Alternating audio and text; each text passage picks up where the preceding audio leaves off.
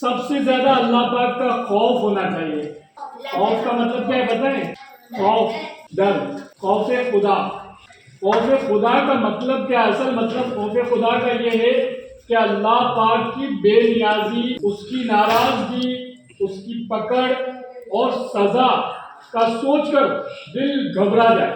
پتہ ہے کبھی کبھی گھبراہٹ ہوتی ہے نا، اکیلا اندھیرا، اکیلے ہو، کبھی والدین آپ کے کہیں چھوڑ کے چلے جائے آپ کو، ہے نا، اور اندھیرا ہو گھر میں، لائٹ چلی جائے، لگتا ہے گھر موبائل بھی نہیں ہو، ٹورچ لگانے کے لیے اگر کچھ نہیں ہو، اندھیرا ہوتا ہے، خوف لگتا ہے نا، ڈر لگتا ہے نا، گھبراہٹ ہوتی ہے۔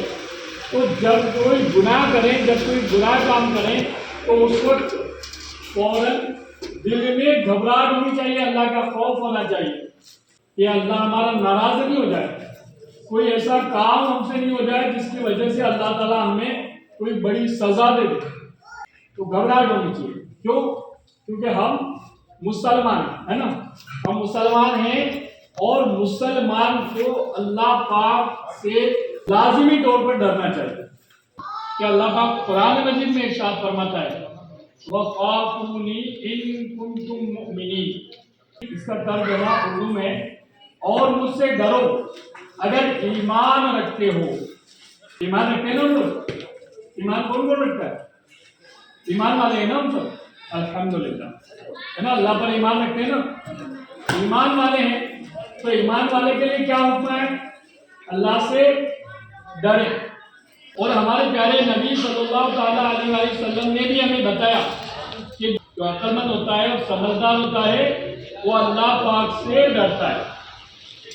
حضور پاک صلی اللہ تعالیٰ علیہ وسلم نے فرمایا کہ حکمت و سمجھداری کی بنیاد خوف خدا ہے۔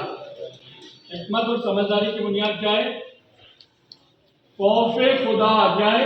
خوف خدا۔ تو پیارے بچوں، اللہ پاک کے جو نیک اور اچھے بندے ہوتا ہے کہ جو خوف کا مطلب ہوتا ہے ڈر، اور خوف خدا مطلب ہوتا ہے کہ اللہ سے ڈرنا۔ خوف خدا کیسے پہچاننے کے لیے ہوتا ہے؟ جو بندہ دیکھنا چاہتا ہے کہ میرے اندر خوف خدا ہے یا نہیں، تو جیسا مولانا صاحب نے بتایا تھا، والدین کے لیے ہمیشہ مسکرانا ہے، مسکراتے جیسے ہی مسکراؤ گے ایک حج کا ثواب ملے گا۔ سبحان اللہ۔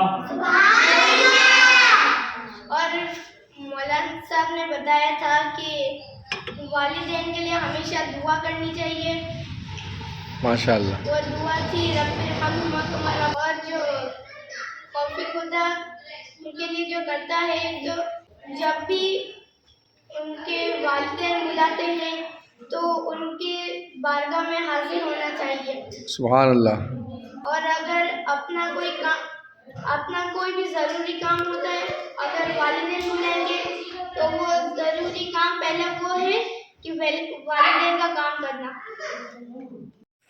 تو پیارے بچوں، ہمیں کیسے پتہ چلے گا کہ ہم اللہ پاک سے ڈرتے ہیں؟